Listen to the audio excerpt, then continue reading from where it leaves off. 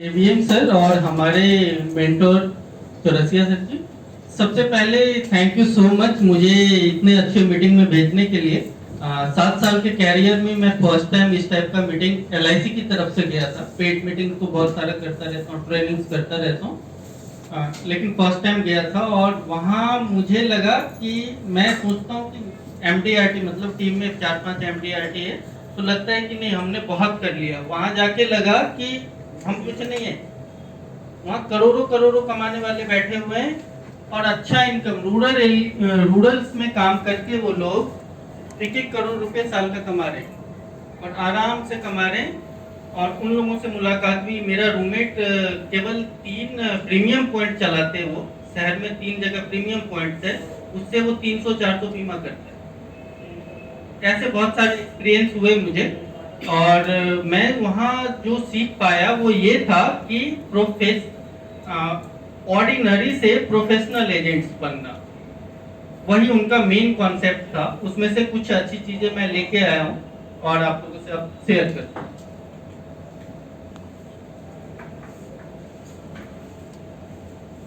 आज जो हम लोग डिस्कस करने वाले हैं वो है सेल्स एक्टिविटी और मैनेजमेंट।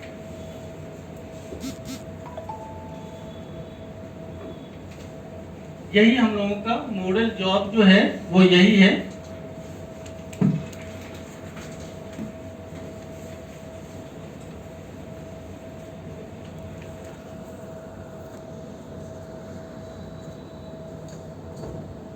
आप लोगों ने एक नाम सुना होगा, Limra, life insurance marketing research association. ये ग्लोबली काम करता है लिमरा, और लिमरा के डाटा को मैं कुछ उसी के डाटा के अकॉर्डिंग मैं आपको एक्सप्लेन करूंगा सेल्स की शुरुआत होती कैसे है।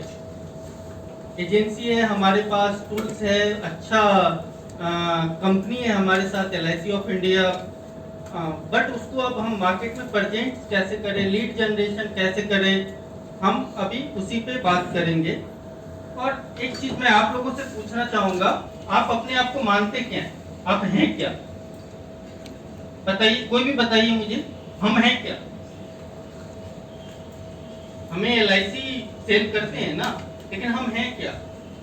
हमारा मोरल ड्यूटी क्या है? हमारा जॉब प्रोफाइल क्या है? Financial adviser. बिल्कुल ठीक, हम लोग फाइनेंशियल एडवाइजर है, एजेंट्स नहीं है, ब्रोकर नहीं है। ठीक है, हमारा काम है लोगों को गाइड करना, बेचना नहीं है। हम तेल साबुन लेके नहीं मार्केट में जा रहे कि हमें बेचना है, हमें गाइड करना है, नीड क्रिएट करना है, नीड एनालाइज करना है और देन सेल्स क्लोज करना है। जब हम इस चीज को पकड़ के चलेंगे तो हमारा टिकट साइज भी बढ़ेगा, हमारा ट्रस्ट भी बढ़ेगा, मार्केट में वैल्यूएशन भी होता है लोगों का, वो वैल्यूएशन भी हमारा बढ़ेगा और हम अच्छा बिजनेस कर पाएंगे एक प्रोफेशनल तरीका से। अब उसको हम करें कैसे, अब हम उस पर बात करते हैं। सबसे बड़ा होता है प्रोस्पेक्टिंग। प्रोस्पेक्ट है तभी आप मार्केट में निकलेंगे, तभी आप सेल्स क्लोज करेंगे। और प्रोस्पेक्टिंग करना कैसे है, 3 आइडिया है उसके। Normally cold calling, door to door जाइए, डाटा इकट्ठा कीजिए, उसको कॉल कीजिए और फिर अपॉइंटमेंट लीजिए और अपना सेल्स क्लोज कीजिए नीड एनालाइज वगैरह करके।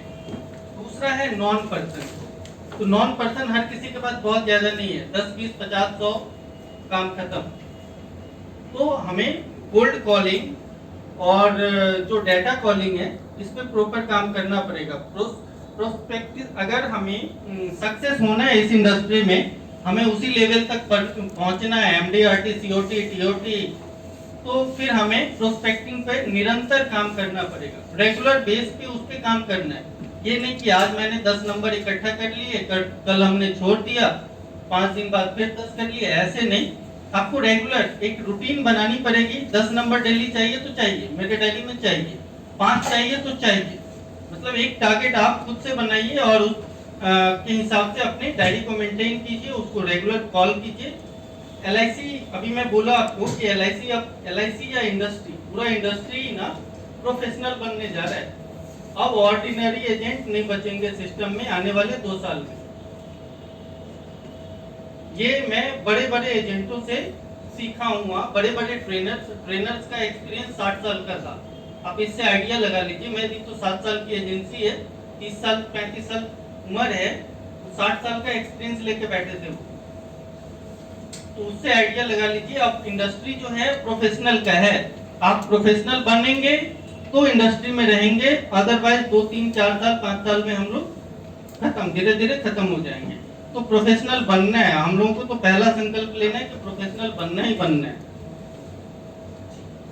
कोल्ड कॉलिंग, लिम्रा ने एक डाटा शेयर किया, इंटरनेशनली डाटा है ये, कि अगर आप 40 कोल्ड कॉल करते हैं तो उसमें से 20 लोग फोन आपका लगभग पिक करते हैं, बाकी लोग इग्नोर मार देते हैं। और 20 में से 10 लोग आपको बुलाते हैं मीटिंग के लिए, नीड एनालिसिस करने के लिए, फैक्ट फाइंडिंग करने के लिए।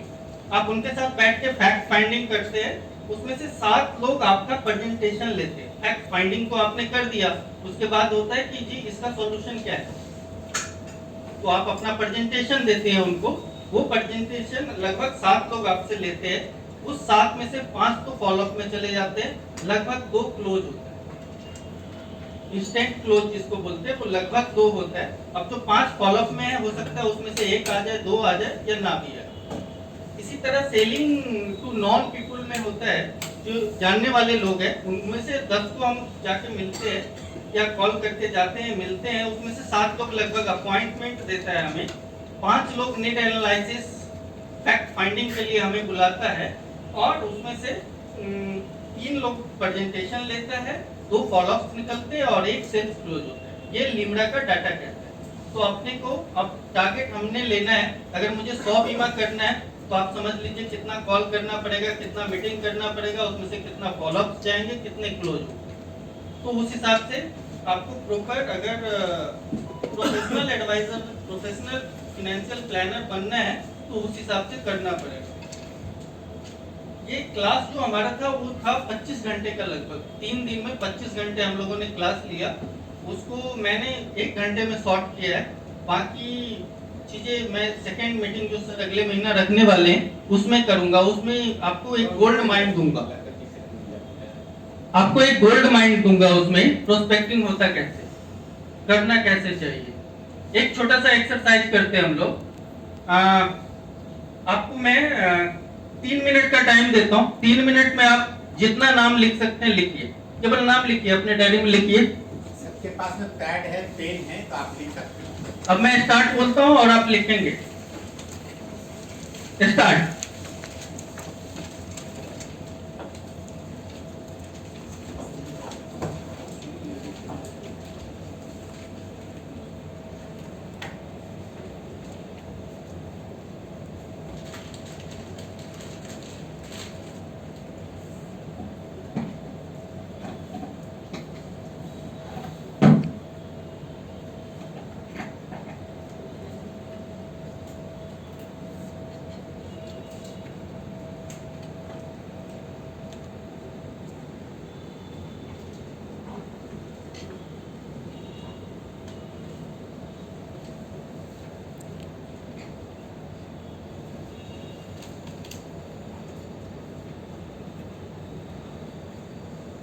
अब रुक जाते हैं हम लोग। सक्सेना सर रुक जाते हैं। सर आपका कितना है सक्सेना सर, कितने नाम लिखे आपने?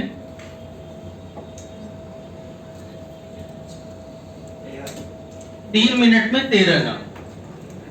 13 से ज्यादा किनके हैं? कितने मैम? 15। 15 से ज्यादा? 17, 18, राइट। और कोई? 18 से ज्यादा कोई? भारत पारिक का नाम सुना है आप लोगों ने? भारत पारिक जी अपने इंडस्ट्री के सचिन तेंदुलकर हैं। वो कैसे हैं? उन्होंने एक सिस्टम फॉलो किया है, ठीक है, और वही सिस्टम हम थोड़ा आपको थोड़ा सा बता रहे हैं। उसमें अभी जो हमने आपको बोला कि आप 3 मिनट में जितना नाम लिख सकते हैं आपने लिख लिए। आपके दिमाग में क्या आया? कुछ भी लिखने को बोला है, कोई भी नाम बोला है, 3 मिनट में जितने आ सकते हैं लिख दो, ठीक है। अब उसी को अगर मैं बोलूं आपसे ए से आने वाले जितने नाम आपके माइंड में आ रहे हैं उसको आप 3 मिनट के अंदर लिखिए, एक बार लिखिए।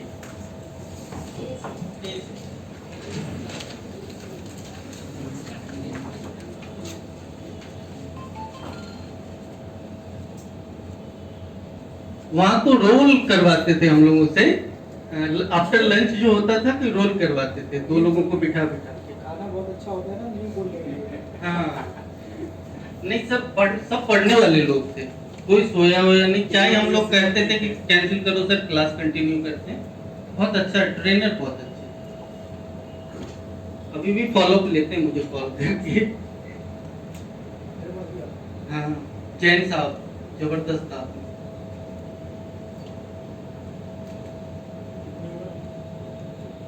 More than 85। हाँ, ऐसे झुके हुए पूरा वाइट है।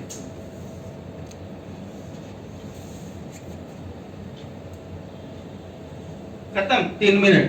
कितने हुए मैक्सिमम वाले बताएं बस। सक्सेना सर आप बताएं। 10, मैडम 12, और 13, हाँ 12 और 17 और कोई 17 से ज्यादा। अब देखिए, एक सिस्टम हमने पकड़ा ए से 3 मिनट में हमने 17 नाम लिख लिए, और ए से जेड के बीच में कितने अक्षर हैं? 26। अब हम अगर लिखना चाहें तो कितने नाम लिख सकते हैं ना। इससे क्या होता है कि अपना एक सिस्टम बनाइए, ABCD करके अपना 500 600, हर किसी के फोन में ना 2000 2500 नंबर है, उसमें से प्रोस्पेक्ट को शॉर्ट लिस्ट कीजिए और उस हिसाब से काम कीजिए। मतलब सिस्टमैटिक काम कीजिए, प्रोफेशनल वे में। ये नहीं कुछ भी अब 3 मिनट में जो लिखना है लिख दिया, ऐसे नहीं, प्रोफेशनल वे में बनाइए और उसके हिसाब से काम कीजिए। उनका यही फोकस था। प्रोस्पेक्टिंग के बाद का जो स्टेप होता है वो होता है अपॉइंटमेंट का। हमने एक डायरी बनाई, उसमें प्रोस्पेक्ट लिस्ट बनाए, उनसे बात हुई, फिर अपॉइंटमेंट के लिए। अपॉइंटमेंट वही क्लाइंट देता है जो आपको लाइक करता है, जो लाइक नहीं करता वो कभी आपको बुलाएगा ही। और उसके बाद होता है फैक्ट फाइंडिंग, और फैक्ट फाइंडिंग के लिए वही क्लाइंट आपके साथ तो बैठेगा टेबल पर जो आप पे जो ट्रस्ट नहीं करेगा, वो कभी भी आपको अपनी हकीकत क्यों बताएगा? मेरा इन्वेस्टमेंट इतना इधर है, इतना उधर है, मेरा सीए देखता है, सीधा बोल के वो हो जाएगा, वो डिस्कस नहीं करेगा आपसे। इसीलिए सबसे पहला हमारा काम है कि हम ट्रस्ट बिल्ड अपने आप को ऐसे प्रेजेंट करें कि वो सामने वाले को हम पसंद आए, हमारा काम पसंद आए और वो हम पे ट्रस्ट करे। तब हम फैक्ट फाइंडिंग के लिए बैठते हैं। और ट्रस्ट होता है 2 तरह का, प्रोफेशनल और पर्सनल। अब एक उदाहरण मैं देता हूँ। अचानक मेरे पिताजी को हार्ट में ना पेन होता है रात के 11 बजे। मेरा भतीजा MBBS MS है, लेकिन वो अभी पढ़ के आया है, नया नया हॉस्पिटल खोला है। अब वो कहता है कि इनको ना सर्जरी करनी पड़ेगी, ओपन हार्ट सर्जरी होगी, आप मेरे हॉस्पिटल लेके चलिए, मैं अभी ओपन हार्ट सर्जरी करता हूँ। क्या आप करवाएंगे उनसे? बिल्कुल नहीं करवाएंगे, क्योंकि वो पर्सनल ट्रस्ट तो आपका है, बट आप प्रोफेशनली उस पर ट्रस्ट नहीं कर सकते, क्योंकि वो प्रेशर है। उसी तरह हमारे इंडस्ट्री में भी है, तो हमें प्रोफेशनल बनना ही पड़ेगा। प्रोफेशनल ट्रस्ट हमें मार्केट में बिल्डअप करनी ही पड़ेगी, तभी जाके होगा। आज मैं लेट हो गया हूँ, दिल्ली यूनिवर्सिटी से एक प्रोफेसर साहब आए थे सर, KMC की, वो आ गए 10 बजे, तो मैं इसीलिए थोड़ा लेट हो गया उनके साथ बात करते।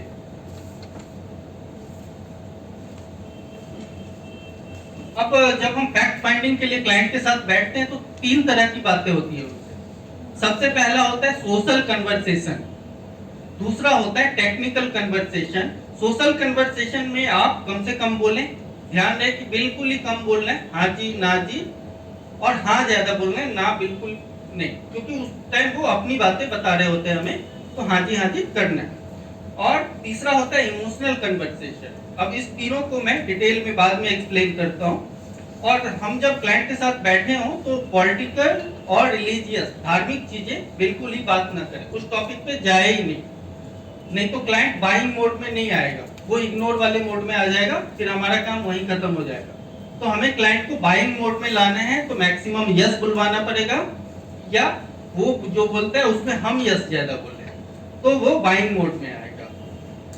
जैसे अब क्लाइंट है, मैं सर के पास गया, ऑलरेडी अपॉइंटमेंट फिक्स है फोन पर, तो मैंने सर को बोला सर नमस्कार, मैं राम कुमार LIC से। इतना बोलते ही सामने वाला बिठाएगा, चाय पानी जो होगी वो बोलेगा। उसके बाद क्या होता है कि आपको अप्रिशिएट करना है क्लाइंट। सपोज मैं सर के घर गया हूँ तो मैं सर को जाते ही बोलूंगा कि सर आपका घर बहुत अच्छे लोकेशन पर है, मुझे आने में कोई दिक्कत नहीं हुई, किसी से कुछ पूछना भी नहीं पड़ा, मैं आसानी से आ गया, उनको बहुत अच्छा लगे। ठीक है, तो वहीं से अपना एक फाउंडेशन क्लाइंट के साथ बनना शुरू हो जाएगा। उसके बाद आता है इंट्रो। इंट्रो जो होता है एजेंट या हम जब अपना इंट्रोडक्शन देते हैं तो उसमें मैक्सिमम फोकस अपने अचीवमेंट पे होनी चाहिए। आपने क्या किया, आप कितने लोगों को सर्विस दे रहे हैं। सर मैं राम कुमार, सर मैं अपने इंडस्ट्री का टॉप एडवाइजर हूँ, लेस देन 1% लोगों में आता हूँ जिनको MDRT जैसा इंटरनेशनल अवार्ड मिला है। तो उसके दिमाग में भी क्यूरियोसिटी आएगी कि यार ये MDRT होता क्या है, COT होता क्या है, TOT होता क्या है, या मैं चेयरमैन क्लब में हूँ, BM क्लब में हूँ, व्हाटएवर, कुछ भी हम बोल सकते हैं। उसके बाद होता है कि बीच बीच में आपको अप्रिशिएट करना पड़ेगा, टेबल पे जी ये बुके अच्छे लग रहे हैं सर वगैरह, अप्रिशिएट करते रहिए। पर क्लाइंट के पास खाली हाथ कभी मत जाइए। ऑफिस जाते हैं तो 50-100 रुपए का गिफ्ट आता है, प्रोफेशनल वे यही कहता है कि छोटा सा कोई गिफ्ट लेके जाइए, सर ये बहुत लकी होता है, जैसे सर ने लास्ट टाइम हम लोगों को गिफ्ट दिया, बहुत लकी होता है सर, लॉ ऑफ अट्रैक्शन पे काम करता है, जो मांगोगे मिलेगा, तो उसको भी अच्छा लगता है क्लाइंट। उसके बाद का कन्वर्सेशन आता है टेक्निकल कन्वर्सेशन। टेक्निकल कन्वर्सेशन में हमें ज्यादा बोलना है, क्लाइंट को कम से कम बोलने देना है, क्योंकि टेक्निकली हम स्ट्रॉन्ग है ना उनसे, तो हमें ज्यादा बोलना है। टेक्निकल कन्वर्सेशन में होता क्या कि लाइफ इंश्योरेंस है क्या, आप में से कौन बता सकता है लाइफ इंश्योरेंस है क्या, वही बेचने जाते हैं हम लोग। अब मैं बताता हूं, जीवन की अनिश्चितताएं जैसे कि अचानक दुर्घटना, मृत्यु या लंबा जीवन, जिस उसको जो कवर करता है, रिस्क कवर करता है, वही जीवन बीमा है। Why life insurance, life insurance की जरूरत क्यों है, वो आप नीड एनालिसिस करेंगे तो ऑटोमेटिकली फैक्ट फाइंडिंग में आ जाएगा कि उनको जरूरत क्यों है। बिटिया के शादी के लिए भी जरूरत है, उसके पढ़ाई के लिए भी जरूरत है, अपने रिटायरमेंट के लिए भी जरूरत है, तो फैक्ट फाइंडिंग में वो हो जाएगा। हाउ मच लाइफ इंश्योरेंस, कितना लेना चाहिए उनको लाइफ इंश्योरेंस, वो भी आप फैक्ट फाइंडिंग करेंगे तो उसमें आ जाएगा। उसका एक दूसरा टूल्स जो मैंने सीखा वहां पे कि सर आप एक हफ्ता के लिए घर से बाहर जाते हैं, आप कितना पैसा छोड़ते जाते हैं, सकते ना सर, एक हफ्ता के लिए आप घर से बाहर जाते हैं, कितना पैसा छोड़ते जाते हैं, 5,000। महीना के लिए जाएंगे तो 35,000 रुपया करीब छोड़ेंगे। और पूरे साल के लिए गए सर तब 2 लाख रुपए तो चाहिए। और सर अनिश्चित समय के लिए चले गए तब, ये कन्वर्सेशन को आई ब्रेकिंग कन्वर्सेशन भी बोलते हैं, आंखें खोल देने वाला कन्वर्सेशन। ठीक है, इसमें अभी बहुत सारी बातें आएंगी जो क्लाइंट का ना पूरा एकदम खोल देगा उसको। जब आप 1 साल के लिए घर से बाहर जाते हैं, 2 लाख रुपया छोड़ के जाते हैं, अभी भाभी जी का लाइफ पूरा बचा हुआ है, बच्चों का लाइफ पूरा बचा हुआ है, बच्चों का शादी होना है, एजुकेशन होना है, लाइफ स्टाइल में कोई फर्क नहीं पड़ना चाहिए, आप ये भी चाहते होंगे, तो फिर वो कैसे मेंटेन होगा, वो तभी मेंटेन होगा कि आप पूरा टारगेट अचीव करें। फैक्ट फाइंडिंग में आप निकाल के दीजिए कि उनको एक्चुअल नीड क्या है और उतना उनके पास होना चाहिए। वाई फ्रॉम LIC, भैया मार्केट में 29 कंपनियां हैं, किसी और से ले लेंगे, आपके LIC से ही क्यों लूं? LIC से सिर्फ इसलिए लेना है कि हमारे पास 42 करोड़ से ज्यादा क्लाइंट है, जितना ऑस्ट्रेलिया का जनसंख्या है उससे ज्यादा हमारे पास क्लाइंट है, पॉलिसी होल्डर्स है। उसके बाद लाइफ फंड जो हमारे पास है 37 लाख करोड़ का है। 37 लाख करोड़ कितना है पता है आपको? नोटबंदी याद होगा आपको, नोटबंदी में जितने 500 और 1000 के नोट इकट्ठा हुए थे ना पूरे देश में, बैंकों के थ्रू रिजर्व बैंक के पास जो जमा हुए थे वो हुए थे सिर्फ 16 लाख करोड़, और हमारे पास 37 लाख करोड़ का फंड वैल्यू है। ये चीजें बताना है। हमारा क्लेम रेशियो जो है, डेथ क्लेम रेशियो, वो मोर देन 99% है, मार्केट में किसी का नहीं है। ये हमें पढ़ना पड़ेगा और उसमें देख के उनको बताना पड़ेगा। इन सब का मेरे पास वो है, कटिंग्स हैं, मैं आप लोगों को ग्रुप में शेयर करूंगा, सर को करूंगा, सर आप लोगों से कर लेंगे। फोर्थ है सॉवरेन गारंटी, सब जानते हैं। बैंक में पैसा है, 5 लाख की गारंटी है, हमारे पास पूरे सम एश्योर्ड की गारंटी है। तो इसीलिए LIC से ही लेना बेहतर है। व्हाई फ्रॉम यू, हमसे ही क्यों ले? तो अब इसमें हम अपना अचीवमेंट बताएंगे, हम क्या करते हैं, कैसे करते हैं, हमारे कितने पॉलिसी होल्डर्स हैं, कितने फैमिली को हम सर्विस दे रहे हैं। तो ये है टेक्निकल कन्वर्सेशन।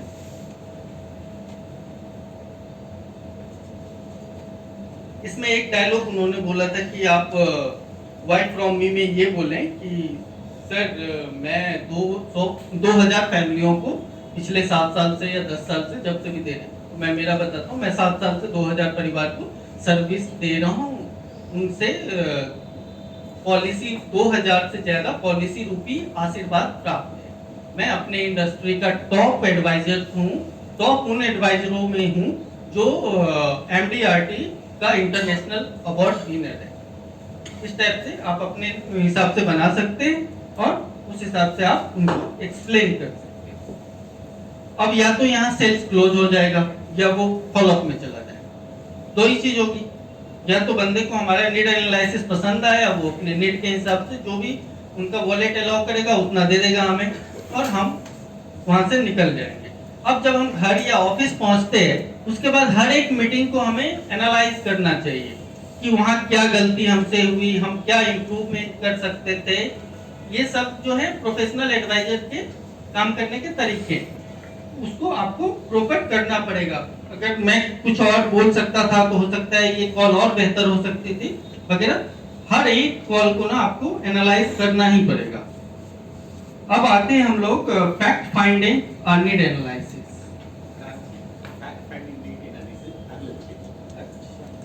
सेल्स ब्लॉक था लंबा, फैक्ट फाइंडिंग में लंबा चला। अगली वाली मीटिंग में हाँ, वो थोड़ा लंबा है, इसीलिए मैं 25 घंटे में किया हूँ, 1 घंटे में कैसे हो सकता है। तो फैक्ट फाइंडिंग देखिए मेनली 3 चीजें हैं, बच्चे का शादी, बच्चे का पढ़ाई और रिटायरमेंट। ठीक है। अब बच्चे की शादी में जनरली लोग कहते हैं खर्चा। मैं एक डायग्राम भी बनाने की सोचा था, लेकिन अब टाइम कम है, नहीं तो वो लाइफ साइकिल नीड बोलते हैं उसको। एक लाइफ साइकिल बनाते हैं और उसमें नीड्स, किस एज पे कितना पैसा चाहिए, नेक्स्ट मीटिंग में, ठीक है, मौका रहेगा। तो जैसे आप बच्चे की शादी या पढ़ाई की हम लोग बात करते हैं, तो उसमें क्या है, एक डायलॉग है सर, जैसे वो टॉपिक आएगा शादी या पढ़ाई वाला, तो सर बच्चे का एज क्या है, अब तक उनके लिए आपने क्या प्लानिंग की है, बच्चे का इंटरेस्ट क्या है सर, या आप बनाना क्या चाहते हैं उनको। सर अगर किसी कारण बस आपका ये सपना पूरा नहीं हो पाया, तो वो भी सिर्फ इस वजह से कि आपने सही समय पे सही फाइनेंशियल प्लानिंग नहीं करी, तो आपको कैसा लगेगा सर, भाभी जी को कैसा लगेगा। ये डायलॉग है।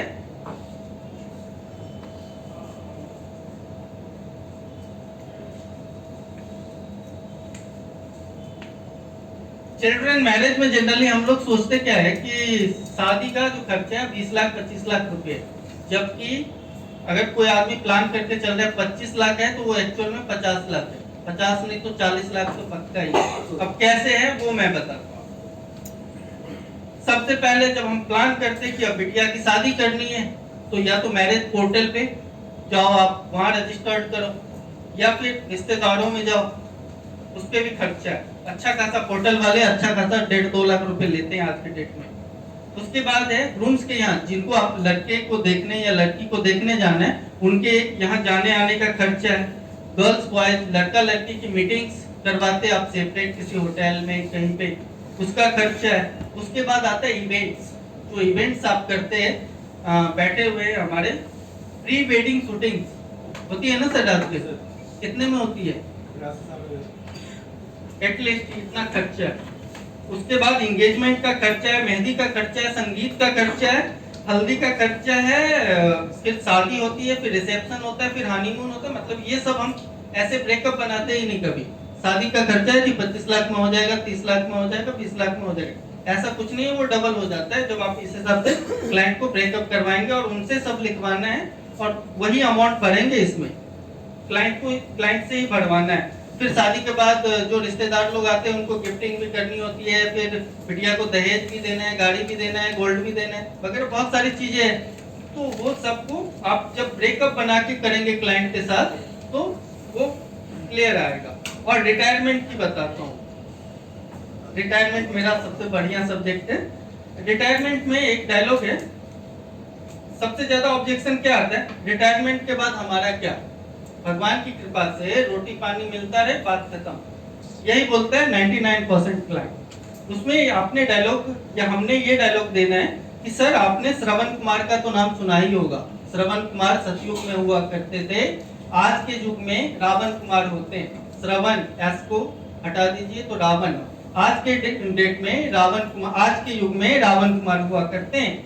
ऐसी बहुत सारी घटनाएं आपने अपने आसपास बहुत सी देखी होंगी जिसमें माता पिता ओल्ड एज होम में रहते।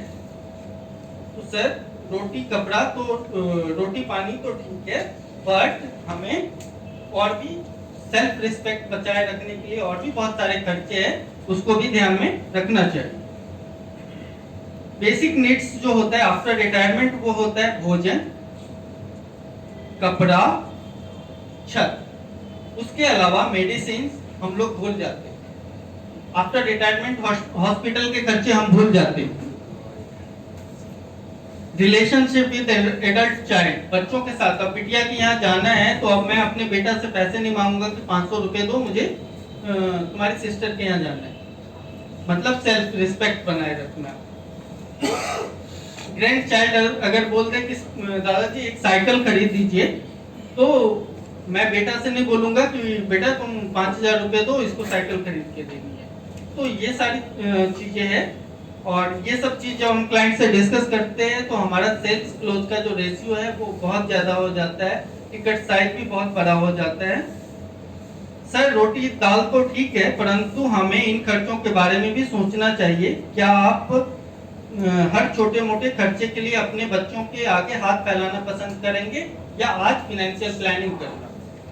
ये हमारा फाइनल पंच वाला डायलॉग होता है रिटायरमेंट में और हो जाता है। सर लाइफ स्टाइल मेंटेन करना तो बाद की बात है, पहले सेल्फ रिस्पेक्ट बना रहे, यही बहुत है।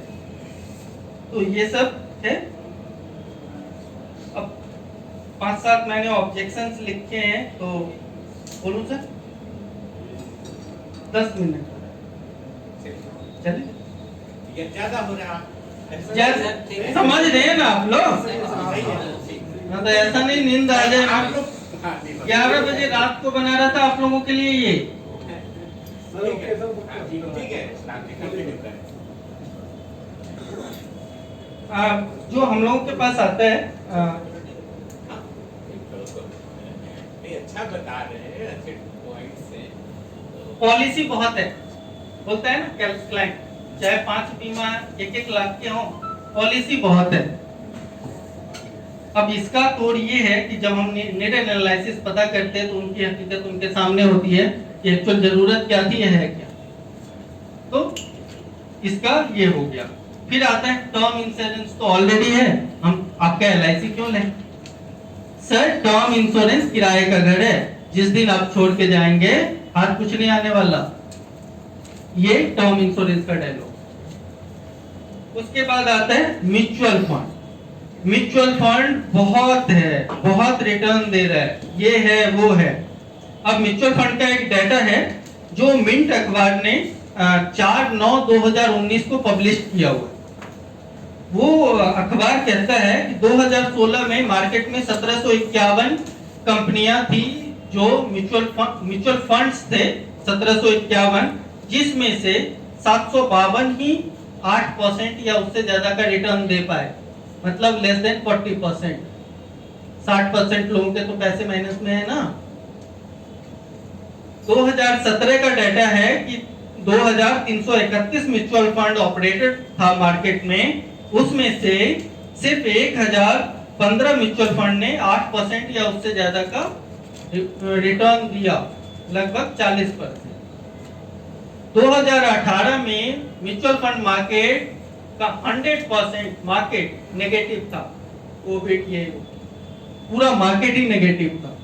2014 से 19 का एक एवरेज डाटा है, वो डाटा कहता है कि एवरेज रिटर्न 8% है। तो हम कैसे कम दे रहे हैं, हम भी तो 5-6% दे ही रहे हैं, वो भी गारंटी के साथ, लिक्विडिटी के साथ, कोई रिस्क नहीं, कोई टेंशन नहीं। एक ऑब्जेक्शन आता है पीपीएफ ज्यादा रिटर्न देता है। पीपीएफ का डाटा कहता है सर 2014 से 19 तक का एवरेज रिटर्न ओनली 8% है, वो भी गवर्नमेंट के हाथ में है, उसका रिटर्न डिपेंड करता है कि वो कितना कम करते जाएं। पिछले कई सालों में लगातार ये कम होते जा रहा है। कोई गारंटी नहीं है सर, 15 साल का फंड ब्लॉकेज है, कोई आपका रिस्क को कवर नहीं करते। आफ्टर मैच्योरिटी जब आपका पीपीएफ मैच्योर्ड होके आएगा तो फिर री इन्वेस्ट पे आपको 1-2-3% का ही रिटर्न मिलेगा जो मार्केट में है। बट हम आज हमारे पास कुछ ऐसे प्रोविजन है जिसमें 99 इयर्स तक, आपके 99 साल की उम्र तक की हम गारंटी दें। हमारा फोकस क्लाइंट को एजुकेट करने पे होना चाहिए, ना कि सेल्स क्लोज करने पे। और एजुकेट करने के लिए उनको जैसे ही दिमाग में आता है कि मुझे इन्वेस्टमेंट करना है तो 4 चीजें आती है।